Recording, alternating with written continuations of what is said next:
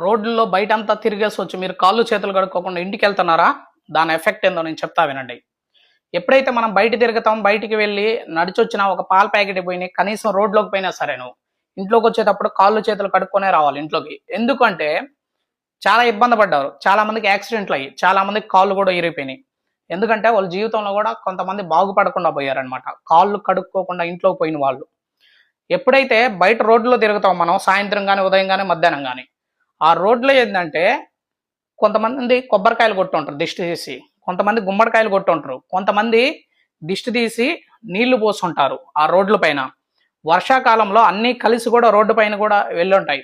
అవన్నీ కూడా తొక్కడం వల్ల చిన్నపిల్లలు గాని, పెద్దోళ్ళు గాని తొక్కేసి వస్తా ఉంటారు.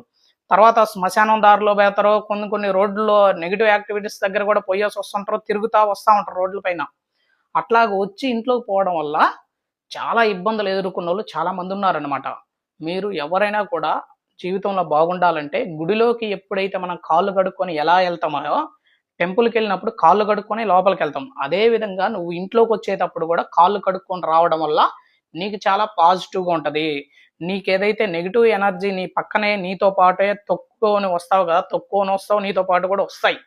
వచ్చినప్పుడు ఏందంటే నువ్వు ఎప్పుడైతే కాళ్ళు చేతులు కడుక్కొని ఇంట్లోకి ఎంటర్ అవుతావు అక్కడికి పోతదనమాట. అందుకే ఎవరైనా గాని చనిపోతే కూడా శ్మశానంకెళ్ళి కాళ్ళు చేతులు కడుక్కొని తర్వాత దీపం చూసి తర్వాత ఇంటికెళ్ళి స్నానం చేస్తాం. అందుకని కాళ్ళు చేతులు కడుక్కోవడం చాలా ఇంపార్టెంట్ అనమాట మీ జీవితంలో.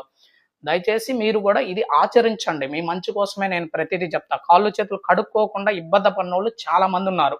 కాళ్ళు చేతులు కడుక్కొని గుడిలాగా ఇంట్లోకి ఎంటర్ అవ్వండి. మీకు మంచి జరుగుద్ది. వీలైన కాడికి పసుపు నీళ్ళు కూడా చల్లుకోండి అక్కడ పెట్టుకొని.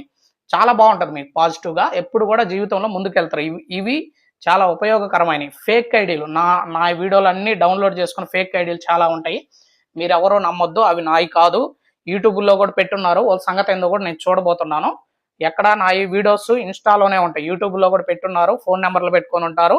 ఎవరో కాల్ చేయొద్దు దయచేసి. అవన్నీ ఫేక్ ఐడీలు. నా నంబర్ ఎక్కడా ఉండదు.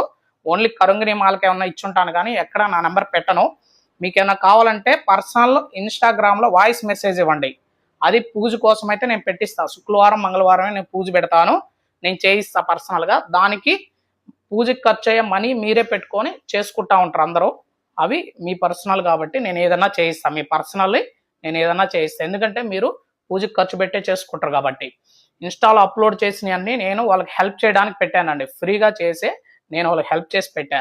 అవి పెట్టడం వల్ల నాకే థ్రెడ్ అయింది. నాకే ఇబ్బందులు కలిగాయి కాబట్టి చాలా వరకి. అందువల్ల నేను అవి పెట్టట్లేదు. పర్సనల్‌గా చేయిస్తున్నాను.